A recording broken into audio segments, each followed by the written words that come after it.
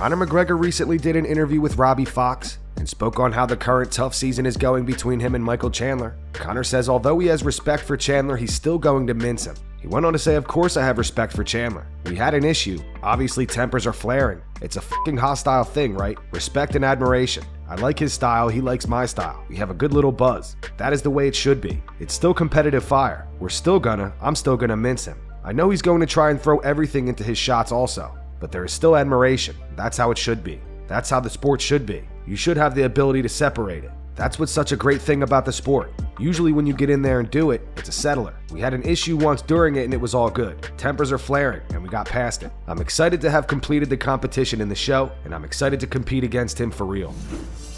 Michael Bisping and Anthony Smith on the Believe You Me podcast discuss Petr Yan going from UFC bantamweight champion to now losing 4 out of his last 5 fights. They also give their takes on Dana White pushing for Merab Dvalishvili to fight Aljamain Sterling. Petr Yan though, I mean, is that 4 out of 5 now? So Merab, O'Malley, 2 to Aljamain. Yeah. So he's lost 4 in a row. That's crazy. It's crazy for being champion of the world. Champion of the world to 4 in a row. I mean, that's just, it's a steep fall off, isn't it? The poor guy. Yeah. Oh, he wouldn't get Sandhagen, that's right. Thank you, Harry, between Aljo. What that one knee kind of changed for him though, right? Kind of changed the trajectory of his whole career. Yeah. I mean, he had some amazing fights though, but I always say you don't get to stay. Your time in the sun doesn't last forever. And I understand what Dana's saying. Dana's basically just saying, listen, Merab, you're gonna do what's right by you. It's such a tough situation, you know, because you only get one shot at this, and it is so hard. And I understand Merab's situation. I really do. They're best buddies, Merab and Aljamain. They've been training together for years. Stepping in the cage with each other is lunacy. It really is. It's a bit like the set of the movie Warrior. The brothers fight each other. It's not going to happen. But also at the same time, so you're just going to agree? I understand Dana's side. I understand Merab's side. This has to be kind of a mutual thing. And it's going to be some hard conversations. But if Aljamain is as good of a friend to Merab as Merab is to Aljo, and that's the thing. I don't know if I don't know that I've seen it go both ways. What I've seen is Merab ride hard as for his best friend. I haven't always necessarily seen it go the other way for Aljo. Maybe he's just not. Well, I'm not saying they're not. I'm just saying I haven't seen it. This is a perfect opportunity for Aljo to show his friendship. Like, if you guys really don't want to fight, that means one guy gets to benefit and be the champion and the other doesn't. So if that's the case, then you got to go up and let your boy fight for the title. That's what you have to do. If you guys are best friends, that's what has to happen.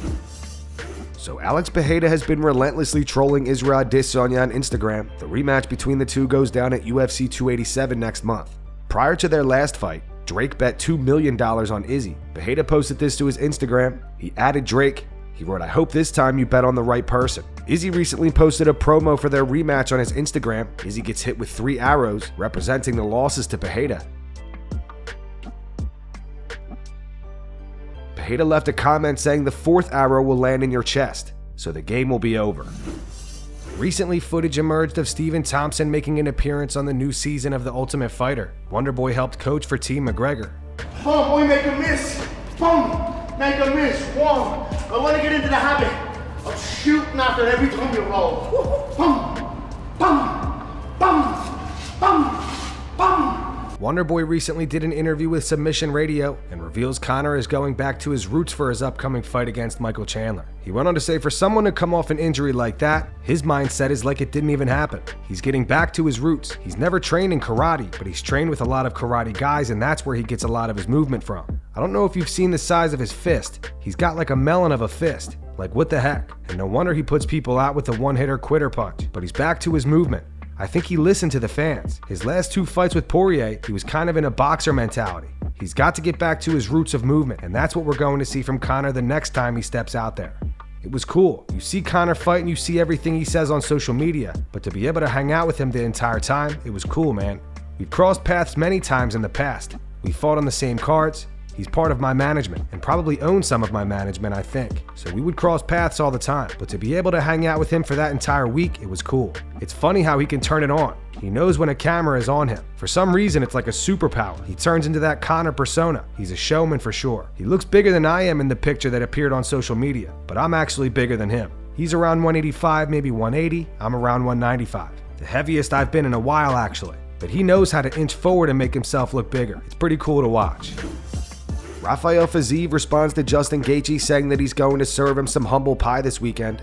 Is the blueprint now out there that you have to set the tone very early and then you might be able to put him away within the first 2 rounds? Doesn't matter what do Charles. I go and make my job. Yeah, touch him with first punch, with second. Doesn't matter. I going to take his heart.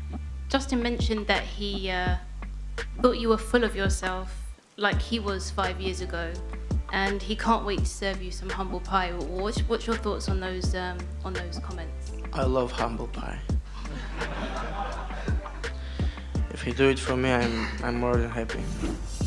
Today, Francis Ngannou went on the MMA Hour with Ariel Helwani. Francis revealed he is 100% going to box next and is actually close to signing with a new MMA promotion. Francis said, "I know that I want to fight boxing first. After that, I will fight MMA. I'm going to sign with one promotion. I haven't made a decision on that yet. Very close." Ariel responded by saying that's breaking news and asked Francis to reveal which promotion he was going to sign with. Francis replied, "There's PFL and 1FC.